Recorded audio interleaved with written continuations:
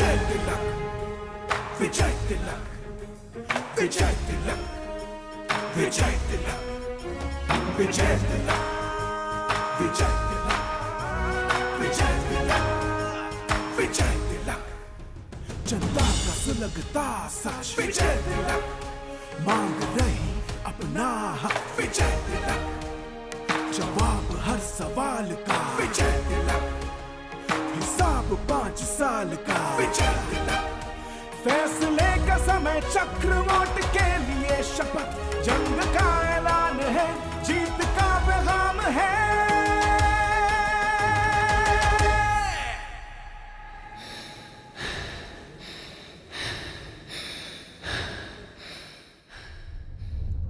विजय तिलक, विजय तिलक, विजय तिलक, विजय तिलक, विजय तिलक, विजय तिलक, विजय तिलक, विजय तिलक, विजय तिलक, विजय। UP Uttarakhand चुनाव से जुड़ी हर बड़ी खबर देखिए विजय तिलक सिर्फ एबीपी गंगा पर। नमस्कार, बहुत स्वागत है आप सभी का। सुबह के 10 बज गए हैं। आप देख रहे हैं विजय तिलक और आपके साथ हूं मैं दीपा बाफिला। समाजवादी पार्टी के नेताओं ने प्रचार में झोंकी पूरी ताकत। आज पूर्वांचल में अखिलेश यादव की रैली होनी है। ताबड़तोड़ रैली करते हुए अखिलेश दिखाई देंगे। बलरामपुर, सिद्धार्थनगर, महाराजगंज और गोरखपुर में अखिलेश मौजूद रहेंगे। उनकी जनसभा वहां पर होनी है। साथ ही साथ डिंपल यादव भी आज पूर्वांचल में प्रचार करेंगी। जया बच्चन के साथ जौनपुर में प्रचार करेंगी डिंपल यादव। ये बड़ी जानकारी आपको हम दे रहे हैं। अलग अलग हिस्सों में समाजवादी पार्टी के तमाम बड़े स्टार प्रचारक प्रचार करते हुए आपको नजर आएंगे। खुद सपा प्रमुख अखिलेश यादव ने मोर्चा संभाला है पूर्वांचल का और बलरामपुर, सिद्धार्थनगर, महाराजगंज, गोरखपुर में उनकी रैली होनी है। और डिंपल यादव साथ में जया बच्चन जौनपुर में प्रचार करते हुए दोनों ही दिखाई देंगे। और जौनपुर से हमारे सहयोगी सनुज शर्मा जुड़ चुके हैं। सीधे उन्हीं के पास आपको लिए चलते हैं। सनुज, सबसे पहले वहां की तस्वीरें दिखाइएगा। डिंपल और जया बच्चन वहां पर पहुंचने वाली हैं प्रचार के लिए और जो लोग वहां पर मौजूद हैं आपके आसपास उनसे भी बातचीत कीजिए।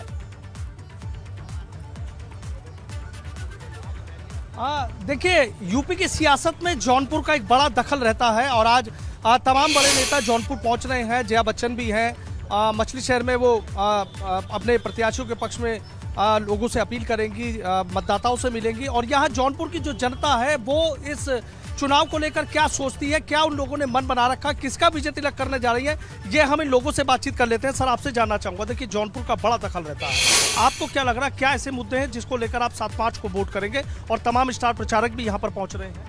सर, पहला मुद्दा है विकास और दूसरा है सुरक्षा, और ये दोनों मेन मुद्दे हैं जिसको लेके हम लोग वोट करेंगे। और दोनों में ये योगी सरकार एकदम पूर्ण रूप से सफल है और हम लोग उसी मुद्दे पे वोट करने वाले हैं। उसी मुद्दे पे वोट करेंगे। सर, इनकी बात सुनिए आपने, आपके मन की बात क्या, किसका विजय तिलक करेंगे? देखिए, ऐसा है कि जहाँ तक विजय तिलक की बात है तो हम लोग, जैसा कि मैंने पहले भी कहा, कि हम लोग जाति, धर्म, बिरादरी से उठ के, पार्टी से उठकर वोट करें। जो हमारे विकास की बात करे, जो व्यापारियों की सुरक्षा की बात करे, जो लोगों के हितों की बात करे, उस पर हम वोट करेंगे। दूसरी बात ये है, जैसे तमाम लोगों ने अभी कहा कि यहाँ पे गल्ला मिल गया, राशन मिल गया, लोगों को घर मिल गया। आप मुझे ये बताइए, मिडिल क्लास किस लेवल में आता है? क्या हम लाइन लगा के गल्ला लेंगे? क्या हम जो है 2 लाख का आवास लेंगे? नहीं, हम व्यापारी हैं, मैं व्यापारी नेता हूं, इसलिए मुझे लगता है कि व्यापारियों के हितों की जहां बात हो वहां पे वोट करना चाहिए। यहाँ की जनता को सब चीजों से ऊपर उठकर सोचना पड़ेगा और जब तक नहीं सोचेंगे तब तक यहाँ का विकास नहीं हो पाएगा। विकास नहीं होगा। कुछ और लोग हैं, देखिए 2 लोगों की बात सुनी, कुछ और मतदाता है। सर, आप बता दीजिए, लोगों की आपने बात सुनी है और जौनपुर की मैं बात करूँ, उस पर जौनपुर सदर विधानसभा पे मैं इस वक्त खड़ा हूँ। यहाँ से गिरीश चंद आपके विधायक हैं यहाँ पर और तमाम पार्टियों ने भी और अपने प्रत्याशी उतार रखे हैं। आपको क्या लग रहा है, यहाँ का जो सियासी गणित है उसको कितना समझ पा रहे हैं? हम तो समझ रहे हैं व्यापारियों की सरकार और व्यापारियों की पार्टी बीजेपी थी, लेकिन व्यापारियों के लिए क्या किया उन्होंने? 4 साल 5 साल में व्यापारियों के लिए क्या किया? कुछ नहीं किया। व्यापारी आज परेशान है, मिडिल परेशान है। क्यों? व्यापारियों की सोच के पीछे भाई हम लोग 3-3 महीने 4-4 महीने बिजली का बिल भरे, दुकानें बंद करके, कहाँ से व्यापारी पनपेगा? कहाँ से पनपेगा? तो सर ये बता दीजिए, गिरीश चंद है बीजेपी से हैं, समाजवादी पार्टी से अरशद खान है। बीजेपी का है और लेकिन बीएसपी से सर, लेकिन व्यापारियों के बारे में बीजेपी की सरकार होते हुए क्या सोचा 5 साल? सोचा सर, आप बता दीजिए आप क्या सोच रहे हैं? तमाम लोगों की बातें सुनिए आप। देखिए, हमने पिछले 5 साल पहले जो विकास और व्यवसाय और व्यापार की बात करके सरकार आई थी, आज आप बताइए भ्रष्टाचार का इतना बड़ा मुद्दा पिछले विधानसभा चुनाव में था। आज के डेट में भ्रष्टाचार चरम पर है। न तो पुलिस आपकी सुनती है, न तो प्रशासन आपका सुनता है। जहां जाइए बिना पैसा दिए एक भी काम आपका नहीं होगा। भ्रष्टाचार चरम पर है और ये सरकार इस भ्रष्टाचार के मुद्दे पर पूरी तरह से विफल है। किसी तरह का कोई भी ऑफिस, कोई भी कार्यालय बिना घूस दिए, बिना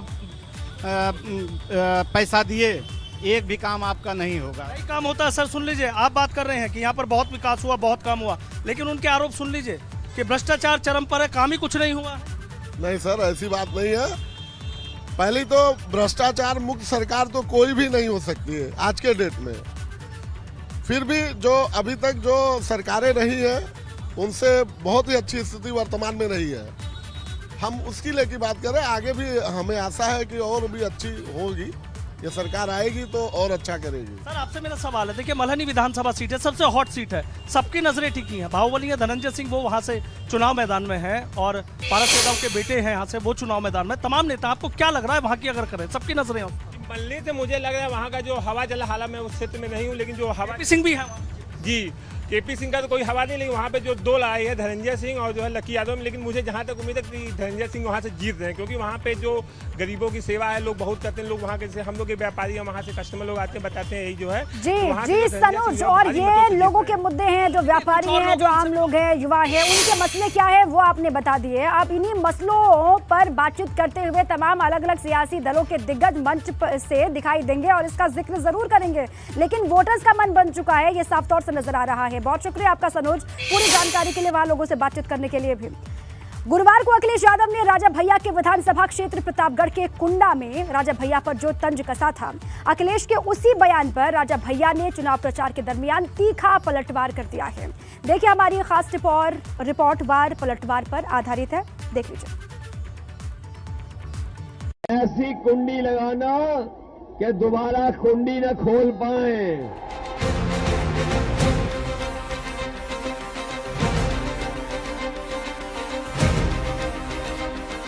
गुरुवार को कुंडा विधानसभा में गुलशन खिलाने के लिए प्रतापगढ़ पहुंचे अखिलेश यादव ने मंच से बिना रघुराज प्रताप सिंह का नाम लिए उन पर जो तंज कसे थे, आखिरकार राजा भैया ने अखिलेश यादव के उस वार का जवाब दे ही दिया। अखिलेश ने कुंडा में जनता से कुंडी लगाकर राजा भैया को बंद करने की अपील की थी, तो राजा भैया ने भी इसका जवाब दिया और बिना अखिलेश यादव का नाम लिए। कुंडा के लोगों, यहाँ पर जो लगातार जीत रहे हैं उनके लिए कुंडी लगाओगे कि नहीं लगाओगे?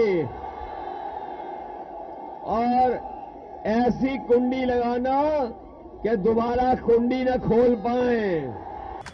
जब एक नेताजी ने कहा कि साहब कुंडा में कुंडी लगा देंगे या कुंडा को कुंडी बना देंगे, हम कहे धरती पे अभी कोई माई का लाल पैदा नहीं हुआ है। कुंडा कुंडा और जब बहुत हो गया सुनते सुनते, तब इस बात पे हम आज प्रक्रिया कर रहे हैं। सपा और राजा भैया के बीच दूरियां तो राज्यसभा चुनाव के दौरान ही बढ़ गई थी, लेकिन विधानसभा चुनाव के ऐलान के बाद से दोनों के बीच की ये सियासी खाई और गहराती जा रही है। हालांकि अखिलेश यादव के बयानों पर राजा भैया ज्यादातर खामोश ही रहे, लेकिन प्रतापगढ़ जाकर जब अखिलेश ने गढ़ में ही रघुराज प्रताप सिंह को चुनौती दी, तो शायद राजा भैया को भी एहसास हो गया कि हमले का जवाब उसी अंदाज में दिए बिना अब बात नहीं बनने वाली। जो जिस भाषा में समझे, फिर उसमें से कुछ लोग सरकार हमको एक गलत फहमी दूर कर दे, सरकार न बनत या न बने दे।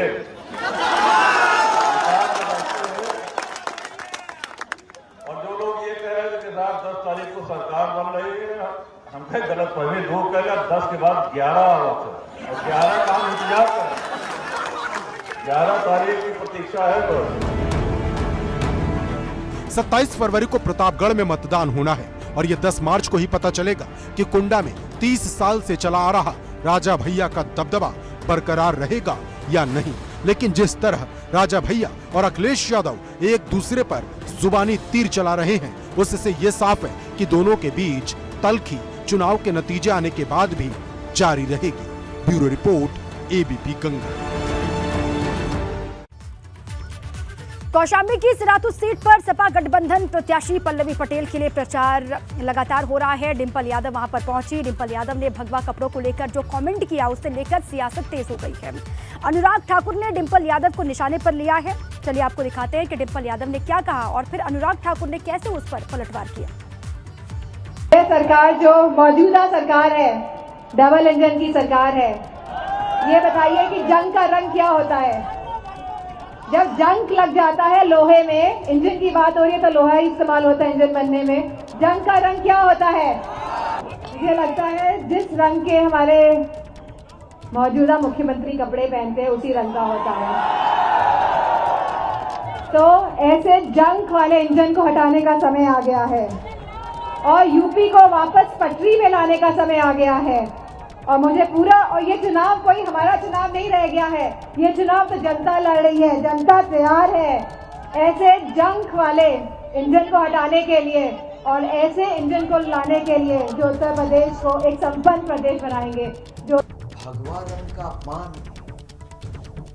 मुझे लगता है ज्ञान की बहुत कमी है।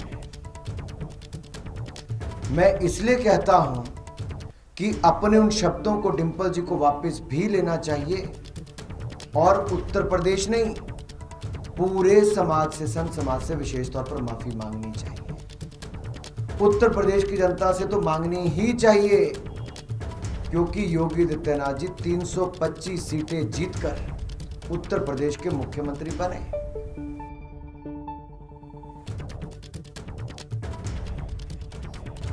और सिर्फ भाजपा ही नहीं बल्कि संत समाज भी इससे नाराज है। भगवा रंग को लेकर दिए गए पूर्व सांसद डिंपल यादव के बयान की संतों ने भी निंदा की है। अयोध्या के संतों ने डिंपल यादव के बयान के खिलाफ आक्रोश जाहिर किया। संतों ने कहा कि डिंपल यादव को भारतीय संस्कृति का ज्ञान नहीं है और इसीलिए ऐसी बातें वो कह गई हैं। संतों ने डिंपल से अपने बयान पर माफी मांगने की बात कही। आपको बता दें कि कल सिरातू में डिंपल यादव ने पल्लवी पटेल के समर्थन में एक सभा को संबोधित करते हुए भगवा वस्त्र को लेकर बयान दिया था, जिसको लेकर अब सियासत तेज हो गई है। हंसी भी आती है और ऐसे कटाक्ष करने वालों पे लगता है कितनी दुर्भाग्यपूर्ण स्थिति। आज भगवा पे आज जिस तरह से इस तरह की बात करते, पहले ही भगवा पर इन लोगों ने किस तरह की टिप्पणियां की थी, आज पुनः उसको दोहराने का काम कर रहा। आज ऐसे लोग कर रहे हैं जिनके हाथ खूनों से रंगे हुए हैं। आज ये अपनी स्थितियों को नहीं देख रहे हैं और आज मुख्यमंत्री के वस्त्र पर, मुख्यमंत्री पे नहीं अपित भारत के अस्मिता पर इन्होंने प्रश्न उठाने का काम किया है, भारत की अखंडता पर उठाने का काम किया है। अब वो देश के, प्रदेश के यशस्वी मुख्यमंत्री माननीय योगी आदित्यनाथ जी के भगवा रंग पर टिप्पणी करें, उनको मालूम होना चाहिए कि हमारे मुख्यमंत्री के पैरों की धूल भी नहीं है अखिलेश यादव। वो मुख्यमंत्री बाद में है, उससे बहुत बड़ी प्रतिष्ठा उनकी स्वयं की अपनी है।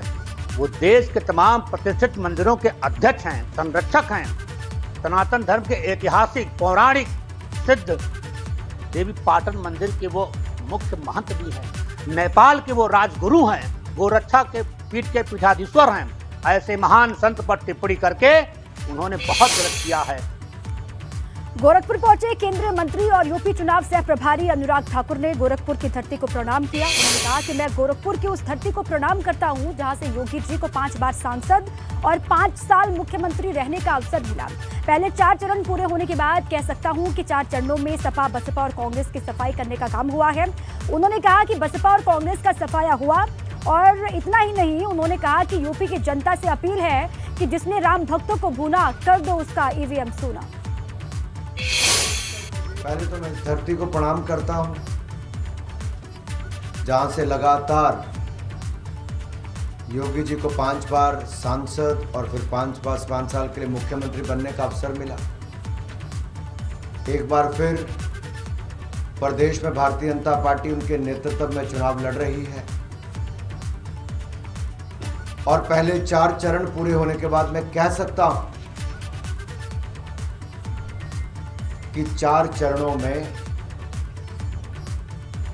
सपा बसपा कांग्रेस आई की सफाई करने का काम हुआ। मैं तो यही कहूंगा कि उत्तर प्रदेश की जनता क्या देश की जनता नहीं भूली है। अयोध्या क्या, पूरे उत्तर प्रदेश के लोगों से मैं कहना चाहता हूं कि जिन लोगों ने राम भक्तों को भूना, कर दो उनका ईवीएम सूना। आगे बढ़ते हैं, वाराणसी से बड़ी खबर है। कांग्रेस प्रत्याशी अजय राय पर 24 घंटे का प्रतिबंध लगा है। आपत्तिजनक बयान मामले को लेकर चुनाव आयोग ने प्रतिबंध लगाया है अजय राय पर। आज अजय राय सार्वजनिक सभा, जुलूस, रोड शो नहीं कर पाएंगे। और इसी पर अधिक जानकारियों के साथ नीतीश पांडे मेरे साथ जुड़ चुके हैं फोन लाइन पर। नीतीश, कौन सा बयान दिया था जिसके बाद अब ये प्रतिबंध लगा दिया गया, एक्शन हो गया अजय राय पर? एक छोटी सभा के दौरान अजय राय का एक बयान सामने आया था और उस बयान के सामने आने के बाद जो राजनीतिक हलचल है यहाँ की बड़ी थी, वो सोशल मीडिया पर वो बयान काफी वायरल हुआ था, जिसमें कहा गया था कि नमक डाल के और उस नमक डाल के गाड़ने जैसी बातें उसमें सामने थी। और अब उसके बाद चुनाव आयोग ने इस पूरे बयान को संज्ञान में लिया और संज्ञान में लेने के बाद अजय राय पर आज सुबह 8 बजे से लेकर 24 घंटे तक का प्रतिबंध लगाया गया है। इस प्रतिबंध के दौरान अजय राय सार्वजनिक सभा हो, जुलूस हो, रैली हो, रोड शो हो, साक्षात्कार हो या फिर वक्तव्य कथन, सारी चीजों पर पूरी तरह से प्रतिबंध लगाया गया है।